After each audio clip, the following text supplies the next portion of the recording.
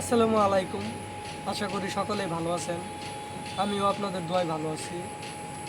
আপনারা আমাকে এই ইউটিউব চ্যানেলে আমার এই ইউটিউব চ্যানেলে অনেকেই প্রশ্ন করতেছেন, দাদা কীভাবে কোন মাছটা চাষ করলে আমি সহজে লাভবান হতে পারবো। আসলে কি বিষয় দেখা যাচ্ছে, মাছটা আপনার নিজের কাছে, আপনি যেই মাছ বুঝবেন, ভালো আবাদ বুঝবেন, ভালো চাষ করা বুঝবেন, ওই মাছটা চাষ করে আপনি সহজে লাভবান হতে পারবেন। এখন আমরা কি মাছ দিয়ে প্রথমে শুরু করেছি?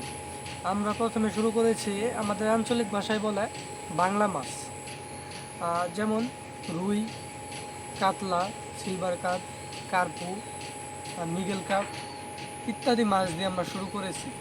কারণ এই মাছটা দেখা যায় কি, মাছের রোগ হয় কম, খাদ্য লাগে কম, আর সহজে খুব তাড়াতাড়ি বড় হয়।